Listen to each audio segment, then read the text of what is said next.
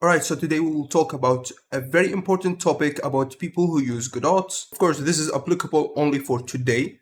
When Godot gets in the future better and better updates, of course, some of these points won't apply to future Godot updates, and this is something that will eventually happen with time because the devs of Godot are very talented. This problem is the 3D performance or optimization in Godot is very lacking. Unlike Unreal Engine and Unity that have been developing their performance into their 3D render pipelines for a very long time, Godot did not have that lot of time to experience with the stuff and not a lot of a very big realistic 3D titles to test their render pipelines on. That's why you see a reported benchmarks about 20 to 40% difference in performance with Unity, for example. And yes, on small projects and minimal testing and low poly, very limited time projects, it might look fine and the FPS are not a very big problem, but with global illumination, realistic graphics and post-processing and a lot of skeletal meshes, FPS dies in Godot. And this is from someone who really wanted to make a realistic game in Godot. Maybe that would be fixed in the future when more realistic games in Godot will be released,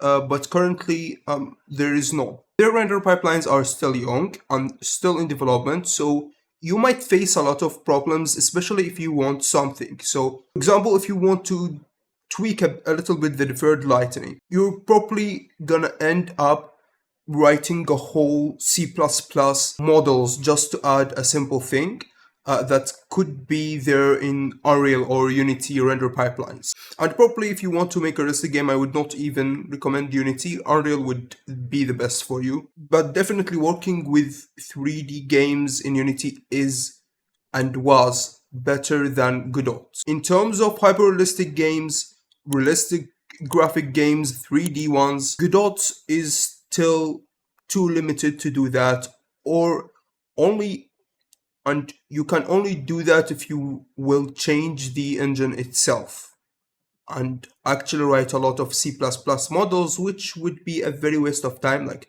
why not use another tool that works the best for your project? The second problem is with GDScript. GDScript does looks like Python a lot, which is very interesting, very simple to learn, and very easy syntax until you scale your project. Just like the problem with Python, it gets 2 by 3 times lower execution rate than C# and of course than C++. It's again great for small games, medium scale projects even, but for very big games it might be a bit lacking or annoying to deal with. But Godot does have a C# solution. It's not the best 100%, it's like 80% no problems, but yeah, you need to keep that in mind. The lack of assets. Again, most people or bigger production don't use much of assets rather than tools, but it's the same problem. The assets in Godot, the self-made assets from the community or from the engine itself, they are lacking.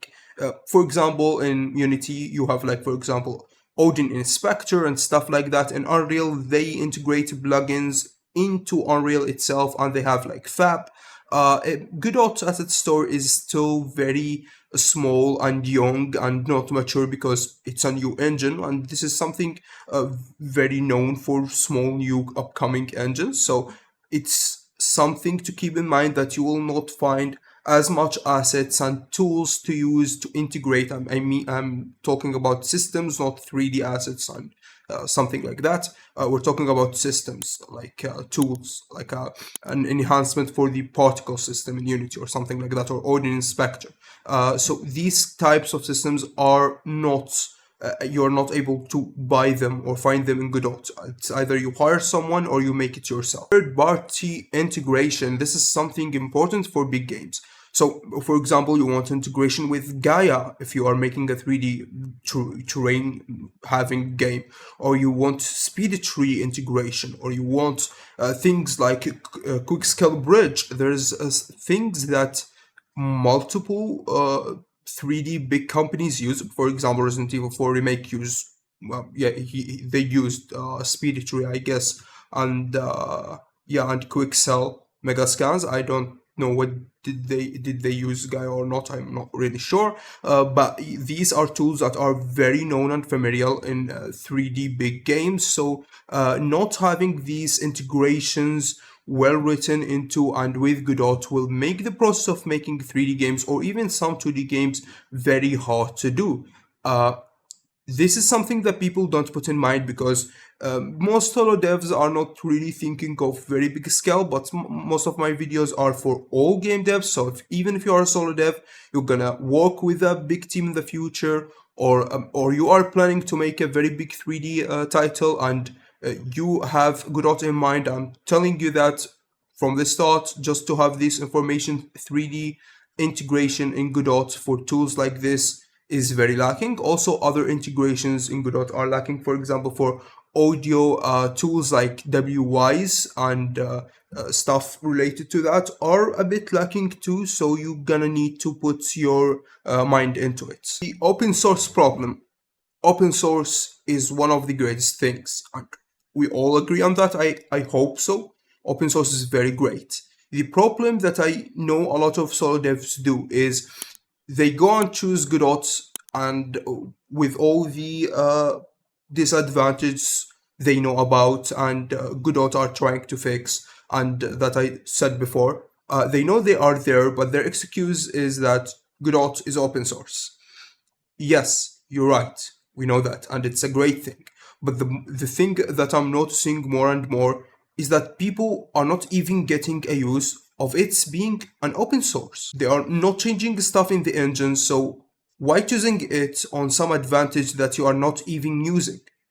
So what the point of it? You're just getting the disadvantage over an advantage that you barely or never used. So don't get into that paradox and get all of these disadvantages. Of course, we're talking just for now. If Godot fixed these steps, and they will definitely do, I'm pretty sure in 2028 maybe they will be able to grasp all the integration and the stuff related to 3D if things went right with them. But currently in 2025 or 2026, it will have the same issues, unfortunately. And again, guys, as I tell you 1 million times, it's not the tool, it's about what kind of project you are doing.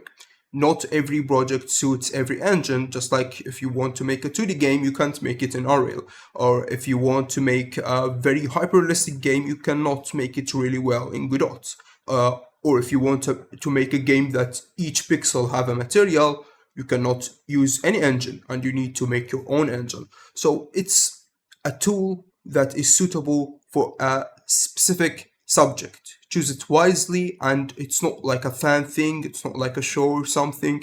I know there is a war between engines and people are like, no, my engine is better than yours and stuff like that, but it's not like that. They are all tools. You can learn all of them and you can use all of them whenever it suits you. You're not gonna make one game or two games, you're gonna make tons of games if you are a solo dev in your like span in this career. So don't worry about it. Thanks for watching. I hope you liked the video. Drop your thoughts in the comments, and don't forget to press that like and subscribe button. Thanks for watching, and see you in the next episode.